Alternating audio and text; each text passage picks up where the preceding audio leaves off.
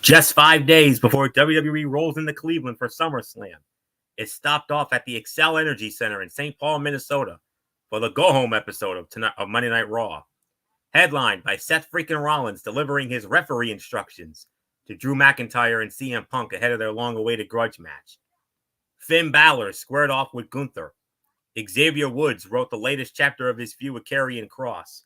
And we found out what Liv Morgan had in store for Rhea Ripley and Dominic Mysterio after being humiliated and rejected last week. What went down and how did it pan out? Find out now with this recap of the final episode of Raw before SummerSlam. For this is Ridiculously Raw. Hey there, welcome everybody to Ridiculously Raw, the most must-see show on YouTube and StreamYard.com today. I am your host, Anthony Florio, joined as always by good old MF Michael Fletcher. We are maybe awaiting the presence of the Phenom Michael Bullock. If he comes in, we'll catch him up on what he missed. If not, then we'll hopefully have him back with us Wednesday night for Wednesday Night Madness. SummerSlam week is here, and happy SummerSlam week to all of you out there and to MF and everybody here. And tonight we are going to be dedicating this show to the memory of a dear friend of our dear friend Brian Keenan. Her name was Mary LaCroix or LaCroix. I don't know how to say the last name. I apologize, but a very dear friend of our dear friend Brian Keenan, and nothing more to say except to that dear friend. This show is for you. This is in your memory here tonight. So hopefully we do you proud here tonight. So with all that being said, let's dive right on in, ladies and gentlemen. The instructions, the referee instructions. Honest to God, I thought they were going to save this for the main event, but they did not. Seth freaking Rollins, already in his referee attire. And that brings out Drew McIntyre and CM Punk. And Seth Rollins basically laid down the law.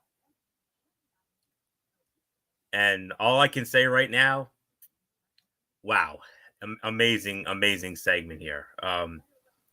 Seth freaking Rollins delivered his referee instructions to CM Punk and Drew McIntyre to kick off tonight's show, revealing there is just one rule for Saturday's match in Cleveland. Both men must listen to everything he says. From there, the segment became a sales pitch for the most intensely personal match on the SummerSlam card. Punk took credit for McIntyre's success this year, attributing it to breathing the same air in the CM Punk atmosphere. The Scottish Warrior vowed to silence Punk, and Rollins admitted his disdain for both men. The segment was perfectly acceptable but felt messy, with too many voices spouting sentiments we already knew well before now. This was a fun start to the show, and it definitely generated more excitement for the match, but the somewhat repetitive nature of it did nothing to sell any more Peacock subscriptions than the 8 months of build had previously. Michael Cole noted that Punk's match Saturday will be his first one-on-one match in WWE in 10.5 years. And McIntyre said, "I'm going to get paid so much money to do something I would do for free." And then Punk told McIntyre he hoped he enjoyed the last 6 months because the best thing he ever did for his career was hurting him. It was also the worst thing he ever did for his career. There is no doubt, ladies and gentlemen, that when it comes to the SummerSlam card, I mean, you can make an argument that they're all amazing matches. But if I'm going to be honest with you, I got this feeling in my gut that this is the match that's going to steal the dang show on Saturday night. I would not at all be surprised. We'll get more into that on Friday night when we do our preview of SummerSlam. So, but for right now, great way to start the show. Excellent segment, excellent jump off. So there isn't much more to say. MF, Rollins laid down the law. He laid down the law. CM Punk and Drew McIntyre, listen to what I have to say. You must listen to what I have to say. And nothing left to say except I think we're gonna have to call the Cleveland PD on Saturday night because I think these boys are gonna steal the dang show. Absolutely. This was a great way to start the show, and it's good that he actually laid down the law, and basically told him, hey, I'm not going to take any of the BS. I know you guys do not like each other. I don't give a damn if you guys tear each other apart, but you're gonna listen to me. I'm the freaking referee, and you're gonna have to remember to play by my rules in this match. With meaning and legitly, he's probably gonna give him discretion. He's probably gonna give him a lot of leeway in the fight. But as far as going beyond that, he's not gonna be playing around. He ain't gonna be goofing off. He's gonna be looking for whatever he needs to, whatever happens, happens. But I feel like that's the right thing to do. Let these guys go at it. Let these guys have whatever they need to do. But at the end, practically, it's like anything else. It's like any type of, if you're doing MMA, if you're doing boxing, you know what? Tough, clean fight, but obey my commands at all times. That's exactly what he did. He's going to be firm, but he's going to be fair. He isn't going to be looking for trouble or anything like that. But if these guys wants it, he will give it. He's not afraid to do that. So, really nothing more to say. And yeah, this is going to be very interesting to see. So this was good. I enjoyed it. Anthony, it's yours. All right, MF, let's get to the first match, the first in-ring match of the night. You could say New Alpha Academy versus Original Alpha Academy here. The Creed brothers with Chad Gable squaring off against Akira Tozawa and Otis with Maxine Dupree in their corner. And the Creed brothers win the match 7 minutes and 50 seconds, but hold the phone. As they always like to say in the advertising world. But wait, there was more.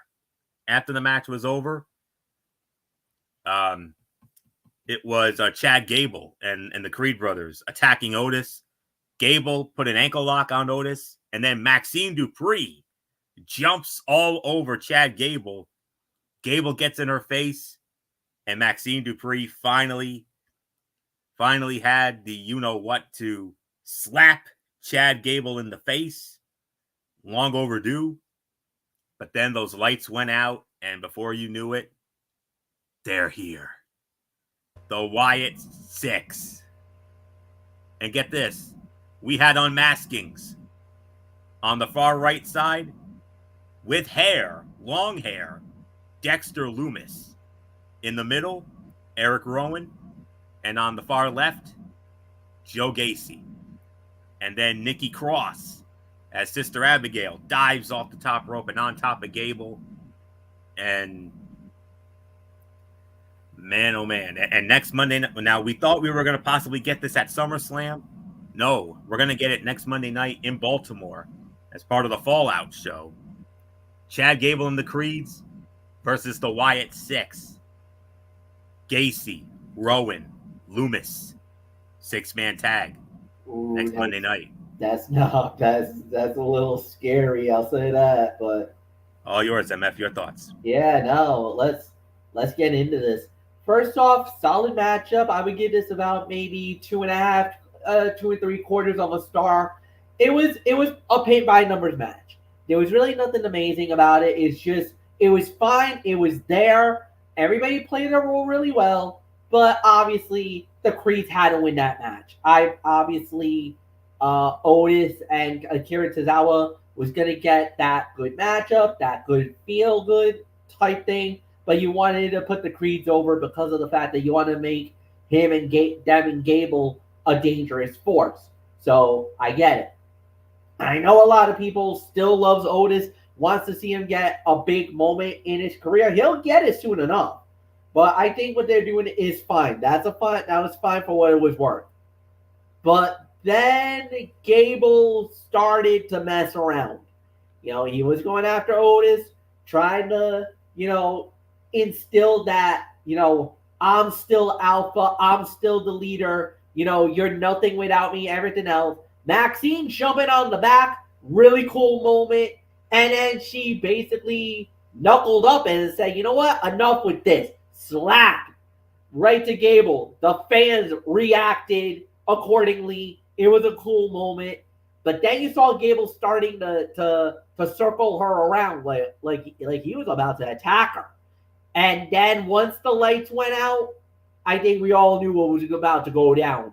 You knew it. Even the crowd was saying, "You effed up, you effed up, you effed up." So you knew at that point, oh, dead meat. You're in deep trouble, boys. Look who's coming to look who's coming to dinner right now. Um, that was a solid segment, solid moment there. I liked it. I got nothing bad to say. I think they did a really good job with everything else. For the most part, Anthony Florio, it is all yours, my friend. 2.5 to 2.75 of a star. The fun, energetic tag match preceded a post-match beatdown by the heels, including an ankle lock on the fallen big man Otis. Maxine Dupree entered the ring, standing up for her friend, and slapped Chad Gable. And as Gable confronted Maxine, the lights dimmed and the crowd came to its feet. Fireflies illuminating the arena. The Wyatt Six entered the arena with Eric Rowan, Joe Gacy, and Dexter Lumis removing their masks and revealing their identities before laying out Gable and the Creeds. Nikki Cross wiped out Gable with a crossbody, and Uncle Howdy chased him off to end the segment. The heat for Otis's hot tag is off the charts. It was interesting to see Otis take the fall, but he has the most sympathy with fans and his loss and subsequent beatdown. And in subsequent beatdown necessitated Maxine Dupree's defiant slap to Chad Gable. With that in mind, it worked, and he likely loses no momentum as a result. Speaking of Maxine, she continues to have the most intestinal fortitude of anyone on the babyface side. From the beginning, she has not hesitated to stand up to Chad Gable. And the Wyatt Six stuff worked well here, though there is an argument to be made that removing the mask should have been held off until we saw the videos for Dexter Lumis and Joe Gacy. But still, it generated the desired reaction, and the presentation of all involved was executed perfectly. So this was a 2.5 to 2.75 star match. So let's move on to our next match. An MF special, a Be a Man fight. Here we go. Sheamus squaring off against Big Bronson Reed. Big Bronson Reed wins the match in an even 10 minutes. I gotta say, a solid 3 stars for the effort.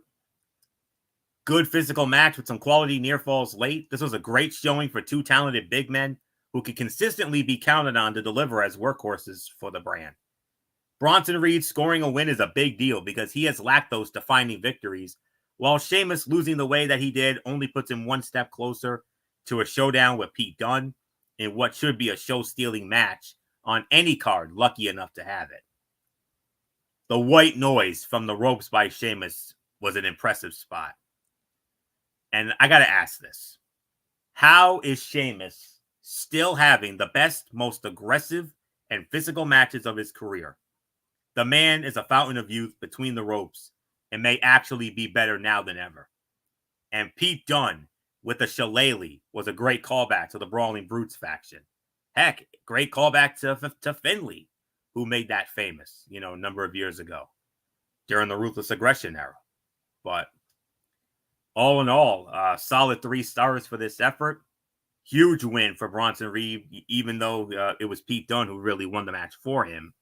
But win's a win. Take it any way you can get it. And for Bronson Reed, you beat a guy of the caliber of Sheamus.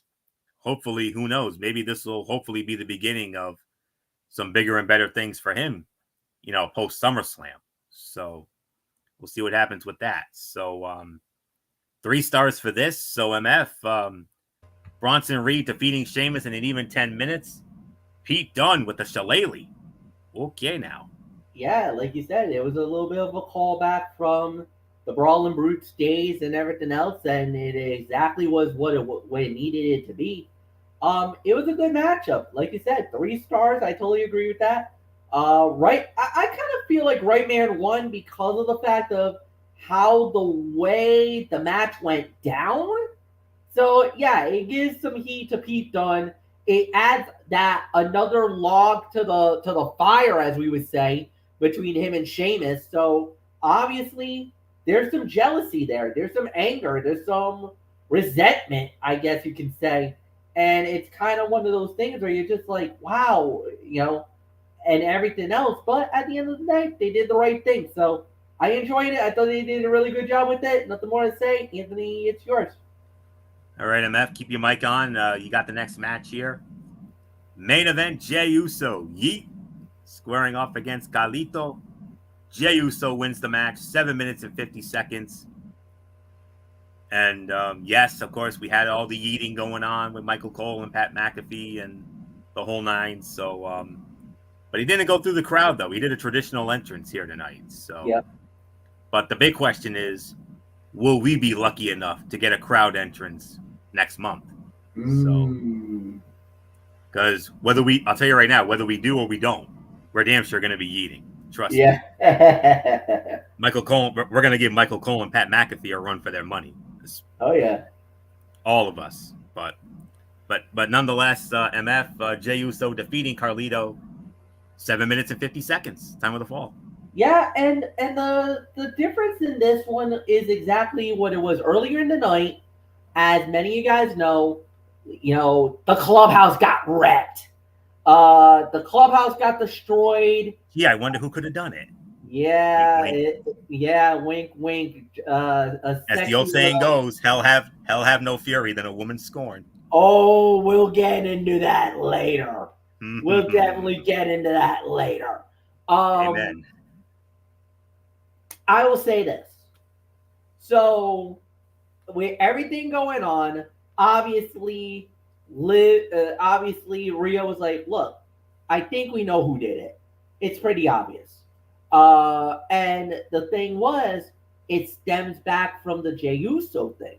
So, Dom was still a little annoyed over the mommy thing, mommy and Jay and the little flirtation that was going on. It kind of bothered him. So he basically had Carlito saying, you know what? You want to really prove yourself as a member of Judgment Day? Why don't you call for a fight? Go after Jey Uso. Finish him. Get that out of the way, because if you get that done, then maybe we'll truly accept you into the crew, because Rhea's looking to get rid of him any chance she can get. Because she's like, why is he still with us? Why is he in the clubhouse? Like, she doesn't understand. Why is he part of the group? And look, I'm gonna say it. Carlito is like what R-Truth was with the Judgment Day. He was the comic relief of the group, but the thing is, Carlito is so damn good in this role that you can't kick him out. I don't think you can. At this point in the game, you can't. He's too big and such a breath of fresh air. Oh man, I'm tongue twisted at the moment. What the hell? All right, but he actually fits the narrative. Judgment Day is so cerebral, so vicious, so destroying that, they have this edge to them where a guy like Carlito kind of loosens up the mood, you had the Carlito, especially when Dominic and Liv was having those moments. Carlito was the perfect guy with the perfect one-liners just to give you that moment of laughter where the guys get mad, but we're laughing our asses off. We're like, oh, Carlito, come on, man, really? I mean, how many times have you guys, where you just hear something from Carlito, you guys just like, did he really just say that? Where you could just, like, you saw how a lot of the times the reaction on Damian Priest, like he just has to, like, he it's like palm face moments. It's just like, oh man, really? Come on, man. You really, like, seriously? They're just those moments where you're just like, oh man. But Carlito was trying to be the good soldier, to try to be a good guy, to try to help Dom, because Dom was a little annoyed with Jey Uso. But remember what Rhea Ripley said. Why are you going after Jey Uso? You don't have to do that. There's nothing going on between me and Jey. And now she's really making it adamant. There's nothing going on with her and Jey. But we all know, even from the past, that Jey Uso has a thing for Rhea Ripley. He does. Let's call a spade a spade. Yeet. And he even said, and you remember a couple of weeks ago, is it true? Is it true? What? Is mommy is Rhea Ripley single and ready to mingle? Because I'm ready to holla. And even I can't believe I'm about to say this, but I kind of feel like Damian Priest kind of played into that role. You know, maybe he was pissed off at Dom for not telling the truth to him, but not telling the truth to Rhea, that he was still kind of messing around with Liv at the time. So maybe he was trying to throw a little bit of that, try to throw a little shade at Dom, saying, hey, if Jey Uso wants mommy, I'm not going to stop him from, I'm not going to completely halt the progress because you screwed me over. And you weren't really upfront with me about what was really going on. So that's one of those interesting dilemmas. So Jey Uso gets the win. Yay for the Yeetmeister himself. And upwards and onwards we go. Now the play is, where do we go from here? That's going to be very interesting because obviously they're going to be mad at Carlito. He didn't get the job done. He failed. So let's see how that plays out. I kind of feel like Dom might take matters into his own hands with this thing, even though he kind of feels like the thing with, this little love triangle in Dom's mind is in the rearview mirror. Well, let's just say that thing is not in the rearview mirror, and it might be brought back center stage Saturday night in Cleveland at the Cleveland Browns Stadium at SummerSlam for that humongous women's world title match that's going down this Saturday night. So nothing more to say. This is about another 2.5, 2 3/4 of a star match. Anthony, it's yours. That's about right. 2.5, 2 3/4 of a star. The match was unspectacular, but it highlighted Jey Uso and continued the side story of the heel's quest to be accepted as a member of the Judgment Day. So it served a purpose, if nothing else. How does Jey Uso not have a match on one of the biggest shows of the year? He main evented last year's SummerSlam and is not on the card this year despite being more popular than ever. Interesting. Carlito's facial expressions have been on point in recent weeks. He does, like MF said, he does the little things well, making him even more valuable than he would have been otherwise. So 2.5, 2 3/4 of a star. So just not much more to say. We continue on here. Hold on, Anthony. Hold on.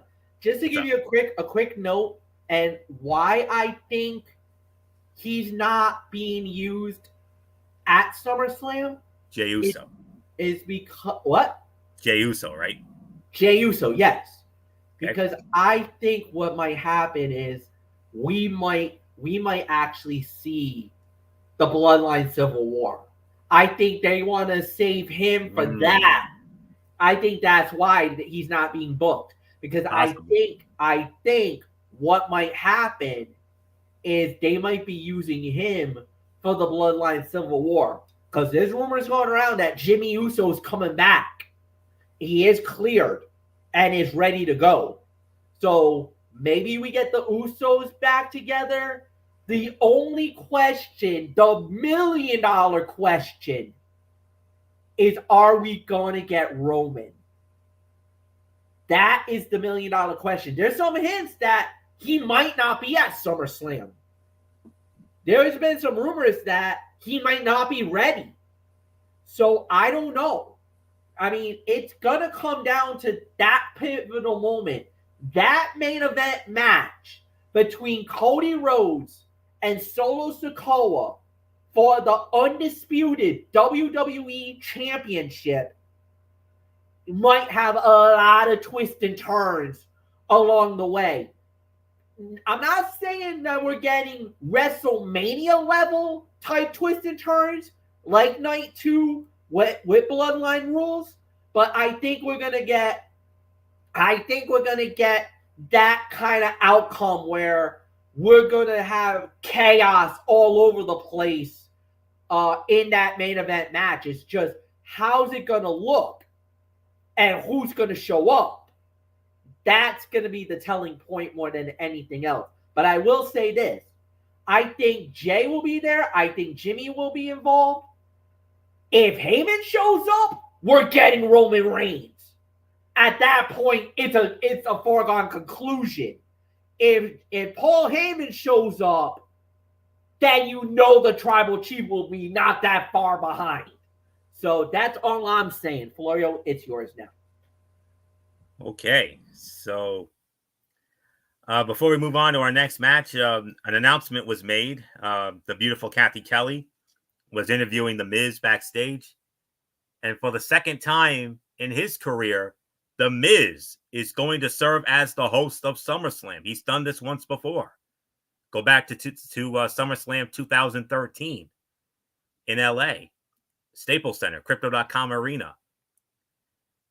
The Miz is going to be, for the second time, serving as the host of SummerSlam, which makes sense because, as we all know, it's Cleveland, it's his hometown. So I expect he'll get a nice warm reception, I'm sure. So we'll see what happens with that. So Miz, the host of SummerSlam, Saturday night.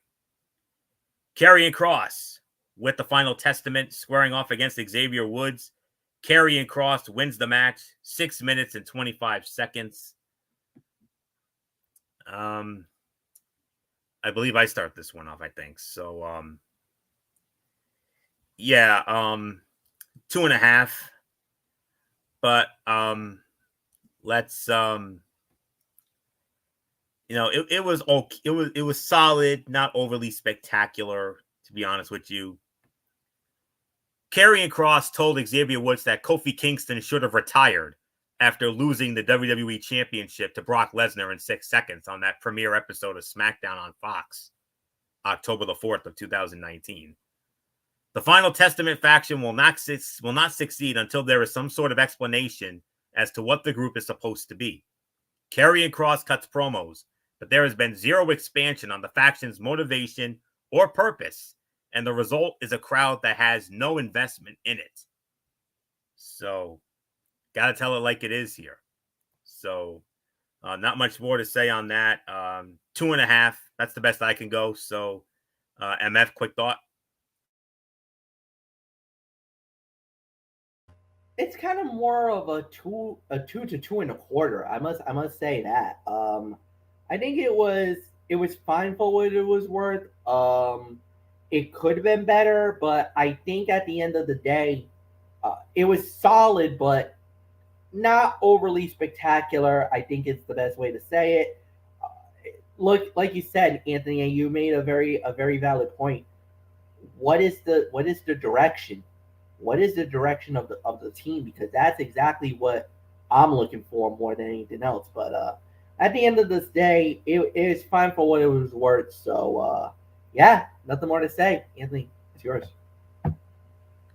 All right. Now, before we get into our next match, couple of other things here. There was a video a little before the show tonight. Triple H greeting none other than the Hall of Famer, Jesse the Body Ventura. What? Jesse Ventura, my man, my guy? Oh my goodness, was that a sight to see? I mean, Michael Bullock posted it in our messenger earlier, and I was like, whoa. Unfortunately, he was not involved in tonight's show, but if he had been, I would have marked the F out because we all know, everybody knows, especially MF, how big of a Jesse the Body Ventura mark I am. But again, this makes sense because, hello, Minnesota, his home state. So what a full circle moment for those two. I mean, 25 years ago, we all remember SummerSlam when Jesse the Body was the referee, Triple H, Stone Cold, Mankind for the championship in that triple threat match. So at the Target Center in Minneapolis. So, yeah, what a great moment that was. And who knows? Maybe, well, I don't know what to make of it, but great to see him. I was so happy to see that. All right, now, all right, MF. I know you've been chomping at the bits for this one. I know you've been waiting to get into this because, after all, it is your favorite story on Raw as of right now. An emotional Liv Morgan stood in front of a dumpster fire and cried about Dominic Mysterio while throwing photos and merchandise in the fire. And Liv Morgan said she will complete her revenge tour by beating Rhea Ripley and leaving whatever is left of her for Dom. So, and it led into, well, this actually led into a 2-for-1 deal here, because it led into Dominic Mysterio squaring off against the Intercontinental Heavyweight Champion Sami Zayn. Sami Zayn wins the match by disqualification, 8 minutes and 10 seconds. Interference by Carlito and JD McDonough. And then Braun Breaker attacked Sami Zayn. He nailed Sami Zayn, but then Sami caught him. Sami went for a haluva kick, but Braun Breaker exited the ring. So, not much more to say. MF, Liv Morgan with that dumpster fire. And then Sami Zayn defeating Dominic Mysterio via disqualification in 8-10. But I know you're probably more interested in the Liv stuff. So, dude, we always joke about it, but we're always serious. When a woman is pissed, she's sexy as F. Liv Morgan with the fire, with the emotion, with the rage. She's doing her best work ever. Like, hands down, this is her best work ever. Personal best. I agree. Remember a few years ago how everybody was pushing for Liv to be the champion. And then they gave her the title, and then it went south. Like, the reign, everything, it just wasn't believable, and the fans turned on her. This time around, she took the moment, learned from the mistakes from the first title reign, and has now become one of the most, I could say, one of the most impactful players in WWE. Like, her stock has risen from everything that's been going on. This storyline has, yes, it's in some moments have been cringe, and I know a lot of people don't like it because they kind of oversex it, and I apologize to the fans for the language, but what she has done is she's taken that opportunity and has not been afraid to push the envelope, to go that extra mile.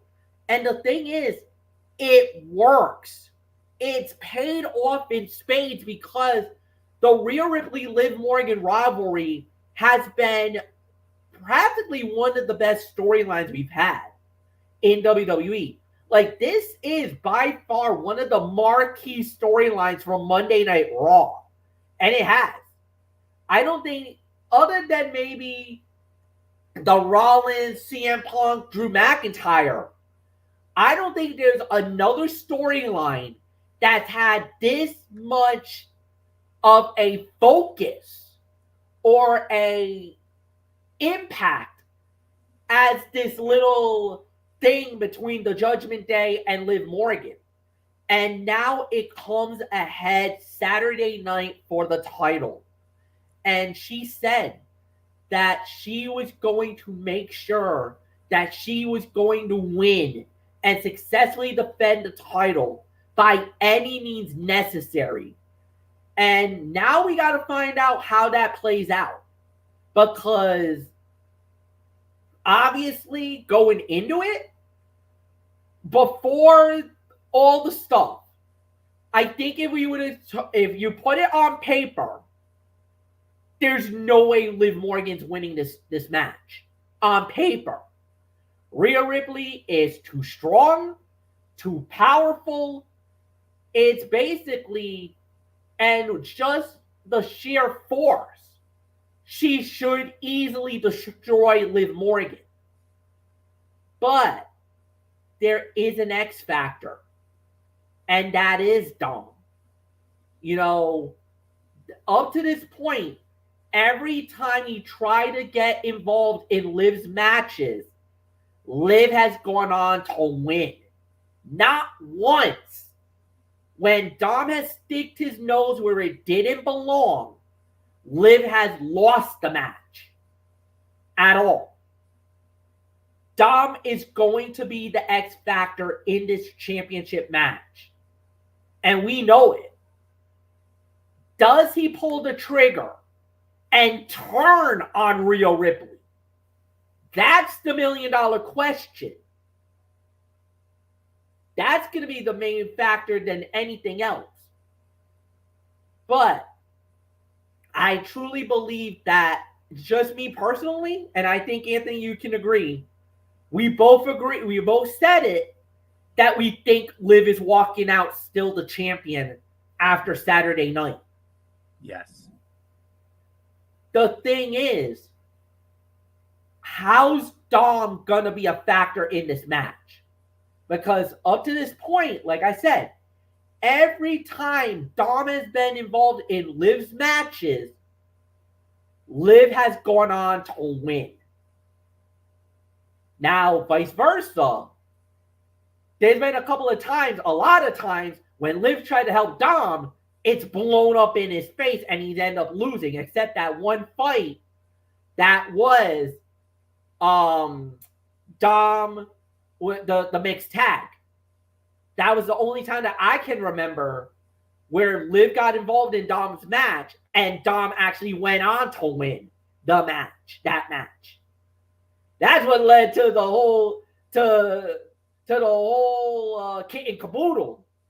That's what led to everything. That's what led to me having my greatest moment, to basically it turning into one of the bigger returns for WWE this year, when Rhea Ripley came back. And we all know how that went. So, yeah, nothing more to say on that. Now, as far as the match between Dom and Sammy, it was okay. Another 2.25 star match. Obviously, Judgment Day was going to get involved because of the fact that, A, Dom was in trouble. They didn't want him to take a big loss here because he was. And obviously, that just added a little bit of they tried to do the strength in numbers. When Braun Breaker came out, you're thinking, oh, no, he's going to get a leg up on Sammy again. This time it turned. Sammy had the chance to really do some damage, and then Braun ducked out. So you're thinking, okay, so Sammy didn't stand tall. He didn't get measure of revenge. What's the framing here? Because now you're thinking Braun Breaker, Sami Zayn. Sammy won the first time, barely. We're thinking new Intercontinental Champion, but now after this, it kind of, I don't know.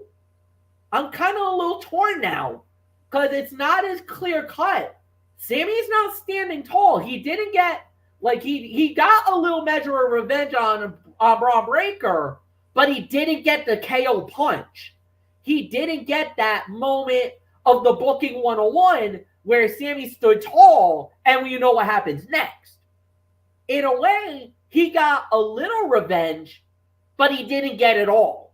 So we can't say it's a booking 101 moment because Sammy didn't get it. So it makes me wonder, is Sammy actually going to go over on Saturday? It makes me wonder. A lot more harder now than going in. Because going in, I think we all agreed. We all are thinking Braun's going to become the new Intercontinental Champion. All of a sudden, now I got reservations about that. I'm starting to second guess that call. I don't know. I don't know, Anthony. I think they might do the impossible, and I think they might have Sammy go over again and successfully defend the title, at least prolonging the storyline a little while longer. I don't know. It's up to you. Your call. Yeah. We'll get more into that on Friday. We'll definitely get more into it on Friday. I'm going to be honest with you. Right now, I still think Braun. I'm still thinking Braun. I think the only reason why they had Sammy go over here was so Braun could have the win on the bigger stage, a much bigger stage. But we'll have to wait and see. Sammy stood tall at the end of the segment, though. So booking 101 in the favor of Braun Breaker. So we'll see what happens. Let me say it like this. The Liv thing, well done. Absolutely well done. I don't know what else there is for me that MF. I think MF said everything there was to say about that. I mean, brilliantly done. The match, 2.5, 2 3/4, theme of the night here. Competitive match, yes, but Sami Zayn responded to a great pre-tape promo from Braun Breaker earlier in the night, taking exception to the number one contender criticizing his comedy show the night before SummerSlam, because he had another show the night before Money in the Bank and he still beat Breaker. Touche. There was one instance where we did not have to have Breaker on this show after his promo earlier in the night. It hit the right notes and served as the perfect conclusion to the build for this match with Sami Zayn. We did not need the run-in here. So that's just how I feel about it. So 2.5, 2 3/4 for the match. The Liv thing, absolutely amazing. So, and like MF said, she's doing her personal best work right now. Abso-freaking-lutely. I cannot deny that. Next up, just checking. Then we had a lot of backstage stuff here. All right, Sonya Deville, Zoe Stark, and Shayna Baszler against Lyra Valkyria, Kaden Carter, and Katana Chance. Sonya Deville, Zoe Stark, and Shayna Baszler winning the match, 8 minutes and 40 seconds. Once again, theme of the night, 2.5, 2 3/4 of a star. It was solid. Another solid match here. Yes, technically Lyra loses again, but she did not eat the fall here. Katana Chance ate the fall here, so nothing to worry about here. But here's the thing, though. Lyra Valkyria does not feel as important as she did 2 months ago, but she continues to enjoy consistent television time that keeps her in the fans' eye, thus keeping her relevant. So apparently, Damage Control are babyfaces now. That was the vibe here, but that group has done nothing to earn that role or the connection with the audience that comes along with it. So, I don't know. Another 2.5, 2 3/4 star match. So, MF, your thoughts on all this? Katana Chance ate the fall here, not Lyra. At least that happened. Yeah. I mean, it does protect Lara in a way, which is fine. It is another 2 1/4 star match. I think it was all right for what it was worth. Damage Control turning baby faces. I think that's going to be a little interesting to see. I mean, look, I kind of feel like with everything going on, I mean, it probably is a good idea to have them turn. I just don't know. I mean, look, she's if you remember, the Io Sky says things have to change. Maybe this is what she meant. Who knows? We do know that at some point Asuka will come back. She was actually in Japan, not medically cleared yet, but she was not wrestling. But it looks like she is doing a lot more better. So it looks like we might get Asuka coming back very soon. In the whole grand scheme of things, and if Asuka comes back as a baby face, oh my god, she was always one of the most over people as a baby face. I mean, everybody loves Asuka. There's no doubt about it. She is she's without a doubt one of the most popular baby faces. Especially when she did that angry gibberish that I love so much. Oh yeah, oh yeah. So I mean, it's definitely one of those. Obviously, Kairi Sane is so lovable, and even though she tries to, she's repeatedly told that you're a heel, you're a heel. She still does a lot of babyface stuff, off the cameras. You know, she'll take the photo, she'll sign an autograph, she'll do all that stuff. Even though she's supposed to play the heel, she's one of the most nicest people you're ever going to get to meet outside of the ring. Kairi Sane is an absolute sweetheart. And that's all I hear is that she is one of the nicest people. Always willing to take a photo, always willing to do an autograph. She loves the fans. So for Kairi, this would be perfect for her. The Pirate Princess can truly now embrace the fans, and that's going to be awesome for her. So we'll see, and you know we'll see how that plays out. So yeah, nothing more to say. It's yours. And I do believe that leads us into our main event of the evening. Let's see here. And next week on Monday Night Raw, Dakota Kai will go one-on-one with Sonya Deville. And then from there, Eric Rowan, Joe Gacy, Dexter Lumis versus Chad Gable and the Creeds. So those are two matches that you will see next Monday night on Raw in Baltimore. Main event of the evening, Gunther squaring off against Finn Balor. Gunther winning the match in 12 minutes and 10 seconds. MF, far and away the fight of the night here, no doubt about it. Yeah, far and away fight of the night. Definitely three. This is easily 3.5 stars, and it was a fun main event.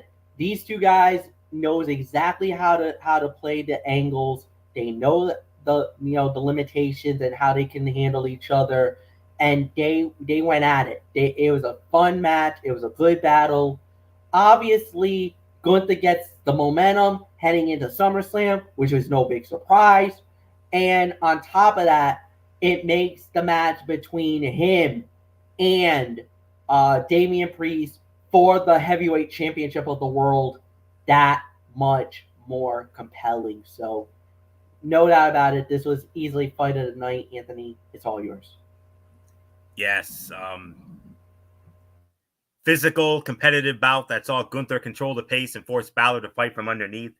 He did, as he has countless times over his WWE career, to the point that he had the ring general in the drop zone for the coup de grace, or coup de grace rather, but the coup de grace as Luigi called it. And then Gunther moved out of the way, trapped Balor in a sleeper, scored the win via referee stoppage. And after the match, he reapplied the hold until Damian Priest showed up, and they brawled to end the show. When reminded that Rhea Ripley and Damian Priest have his back in his match against Gunther, Finn Balor questioned them, asking if they believe in him, saying, "You don't think I'm good enough?" Expect that to come into play in the next few days as the mounting tension between Finn Balor and Damian Priest comes to a head. The match was strong, but felt like two guys working in neutral rather than going all out ahead of SummerSlam. Revisiting this match down the line would be greatly appreciated. So, solid 3.5 stars. So, not much more to say. Overall thoughts. I got to give this in excess of 7, maybe 7.5. WWE did a solid job of booking this show to be the final hype for Saturday's SummerSlam. We saw the key players highlighted as CM Punk, Drew McIntyre, Seth Rollins, Sami Zayn, Braun Breaker, Rhea Ripley, Liv Morgan, Damian Priest, and Gunther were all prominently featured in one way or another. More importantly, Triple H and the creative team never allowed the premium live event to overshadow the rest of the show. There were storyline developments, such as the latest from the Wyatt Six and Chad Gable, that will have longer-reaching effects beyond SummerSlam. Zelina Vega is set up as opposition to Sonya Deville, Zoe Stark, and Shayna Baszler as his damage control. Pete Dunne intensified his rivalry with Sheamus. Karrion Kross earned another key win over Xavier Woods, and Jey Uso remained a thorn in the side of Judgment Day. It remains to be seen if and when those stories write their final chapters, but the idea that efforts are being made is promising in a way that it has not been in many years. So 7.5 for me. MF, your overall thoughts, and then I'll get into a quick Tony's take here. Yeah, it's a 7 for me. I thought they did a really good job. I thought it was a solid show. Everything that they needed it to do to sell the fact that this is it, that this is the final push before SummerSlam, and they did a bang up job. We'll say that. I think they did a really good job, and there's really nothing more to add. So, Anthony, it is yours. All right. So let's now get into the Tony's take. You know how we do it here. That would be TNA Impact and an NXT Level Up, of course. And let's dive on in here. Let's see what we got.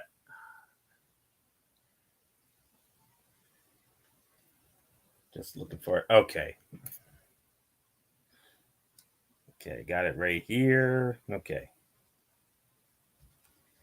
We started it off with an in-ring segment. The new TNA heavyweight champion, Nick Nemeth, cuts a promo, interrupted by Mustafa Ali. And this Thursday night on Impact Wrestling, those two are going to go at it. We're going to see Nick Nemeth defend the TNA heavyweight championship against Mustafa Ali in his first title defense. That's going to be something. Then we had Steve Maclin. He cut a brief promo, interrupted by Cody Deaner. It sets up Steve Maclin versus Cody Deaner. Steve Maclin wins the match. Solid 2.5-star match. AJ Francis squaring off against Sami Callihan. AJ Francis wins that match. 2 3/4 star for that one. The mixed tag match. Alexander Hammerstone and Ash by Elegance versus Eric Young and the Knockouts champion Jordan Grace. Hammerstone and Ash by Elegance win the match. Solid 2 stars. Josh Alexander tries to cut a heel promo.